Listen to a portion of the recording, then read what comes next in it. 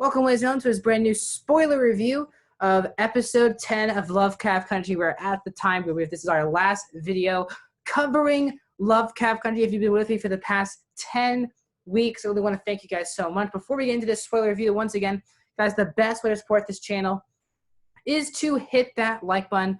Please share this video if anyone you know has seen the final episode of Lovecraft Country. Also, leave me your comments. Was this one of your favorite episodes? Were you satisfied with the ending? Do you believe that this ending set up possibly a season 2, or do you think it has satisfied you enough where you're okay if this is the only season of Lovecraft Country? Also, please subscribe and ring that bell for the most busy week probably coming up here for Max Talks Movies. Let's get into it. So before we get to spoiler, once again, spoiler review incoming. If you have not seen episode 10, the season finale of Lovecraft Country, please watch those first 9 episodes. Also watch my spoiler reviews of those episodes, and then come back here to watch. This is definitely full-on spoilers. We're breaking down the ending. We're breaking down if this leads into a season 2. Do all of that right now. So I am pretty divisive on this episode. I think it's a really solid episode. Now, I don't think it's nearly the best episode. It's in my bottom tier of the show, which I thought was very disappointing because I thought really 7, 8, and even 9 were easily 3 of my top 4 or 5 favorite episodes of the show. I think the build up to this episode was brilliantly done. As I said, if you look at my spoiler reviews, episode 2 for me was kind of the only episode that didn't do it for me. I just thought it was okay. It's not bad television. I just thought it was a pretty average episode for what the show was bringing at the time. Just because episode 2 was so much confusion, so much stuff that they weren't explaining at the time. So I'm still not a huge fan. Easily my least favorite episode. This one is in my bottom 3 or 4 episodes. Even though it's not a terrible episode, I think it could have been a lot better. As a whole, guys, this episode felt really, really messy in a lot of parts. My main issue with the episodes, I feel like they're trying to give so many characters that we've gotten their own episodes into this, and it didn't feel necessary. I feel like this episode, the season finale, needs to be a lot more focused. I love the opening of this episode, the fact that Tick and Letty go back, and you see the vision behind me when they get knocked out, they're passed out, and Tick sees his mom, and I thought that interaction, by the way, was really well done. I was kind of worried if they would interact, would it feel good? Because this is the first time we're seeing Tick and his mom interact throughout the whole show. The only time we've seen his mom is when she popped up in that dream back at the mansion episode 2 with George. But here, they really do feel like mother and son. Very different relationship with Tick and Montrose, but still very well done. And then Letty meets with Tick's great-grandmother as well. And they basically find the spell on basically how to stop Christina. And they also, at the same time, save Dee in all this. So Dee is saved. Her arm basically is gone now. She has no use for the left arm. We see that she has the robotic arm towards the end of the episode. But that happens, and then the whole episode really comes together. They need a part of Christina's basically body or blood or something to make this spell work. So even though Tick does not want to ask Ruby for it because it seems Ruby is really close to Christina, Letty does want Ruby to do that when at the funeral place at the grave of their mother, who they both really hate, but Ruby takes responsibility for her because that's her actual mom, and Letty does not because not a good mother in her opinion. So she puts Ruby to the task, and Ruby does do it. We'll talk about that in just a sec. But again, Tick doesn't want to do it.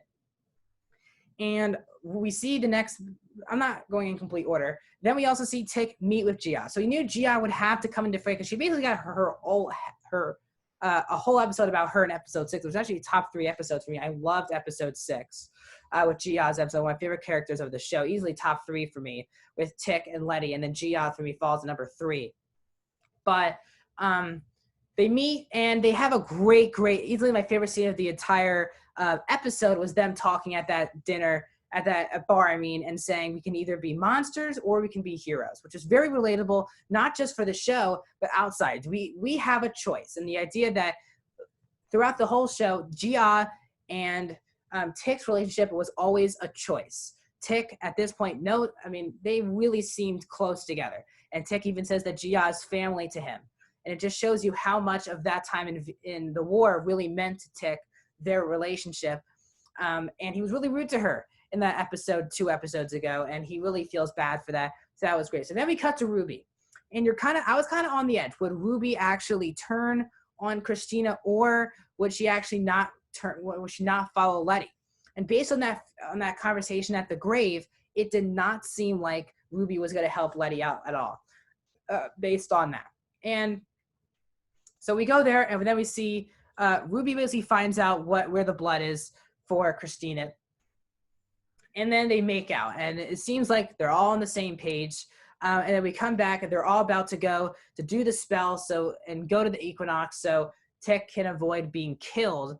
But then we find out that when they're all spreading out, and Tick's about to go to do the equinox, that Christina actually killed Ruby because she saw Ruby try to steal the blood, and Christina now is in Ruby's body now, which is really, really fascinating stuff. And then we saw a great fight between Ruby, Christina, and Letty that was done, and Letty basically falls off the top of the tower, but she does have the invulnerability spell, which she did lose at the beginning of this episode when Christina walked in, when they were doing that bring Titus back spell.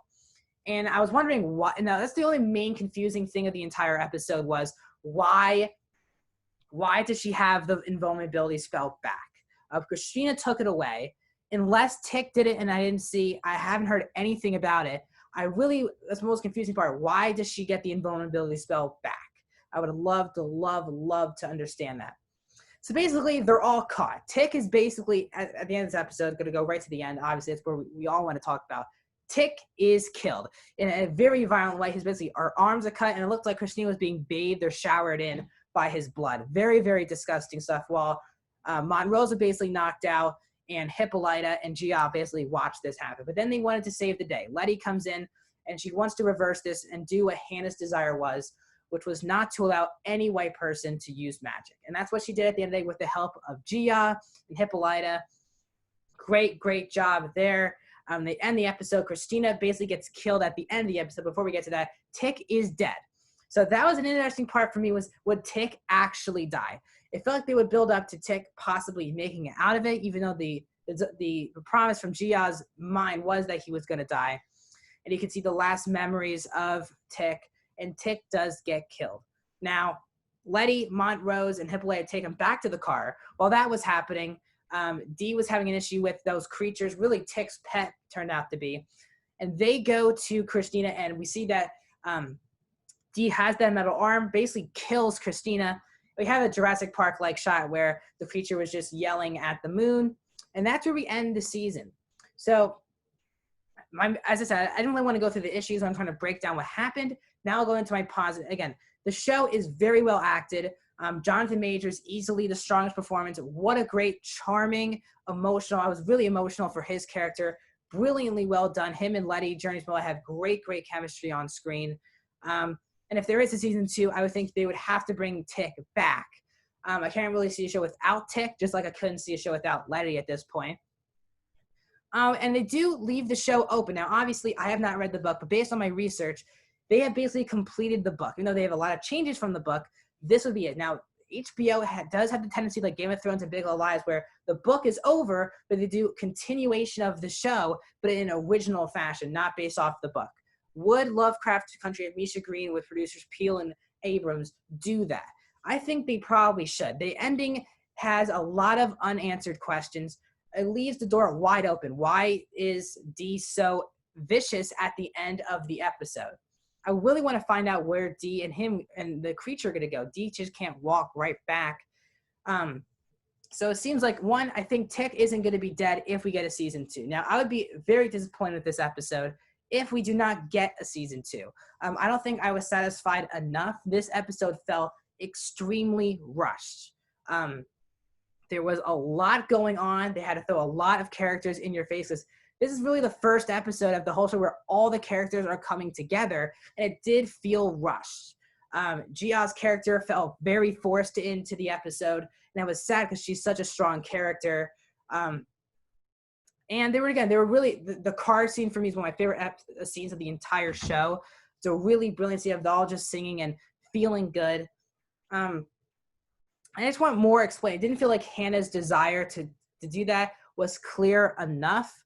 They weren't really explaining what they were saying as well. So I feel like this episode, again, is not a bad episode of television. I think it's a really good episode. It's a solid finale, but I would have liked a lot more out of it. I feel like this episode should have been an hour 20, honestly. I mean, finales normally are the longest episodes, and I feel like this episode just needs to be longer than an hour to fit in all of the characters, all of the subplots that have been built up the past 9 episodes, because it just felt way too unfocused this episode. So as a whole, guys, this was one of my favorite shows of the year. I do have some negatives, obviously, with the show. I would probably give it an 88% for me. It's a really good show, one of my favorite shows of the year, easily in my top 5 of, Blind Manor, Ozark, easily. That probably will be my top 3 as of now for the year for TV shows. I really do love this show.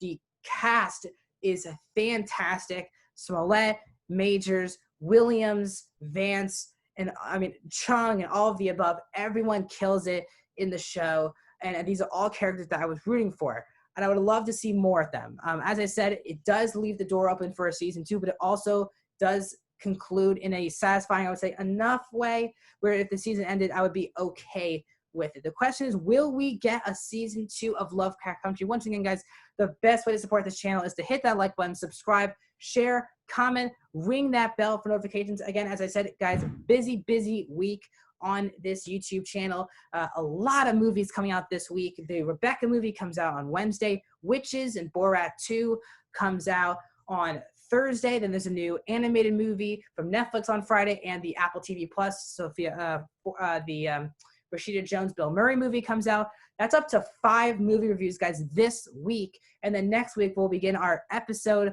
spoiler reviews of The Mandalorian, which comes out October 30th. Really pumped to see season 2 of that.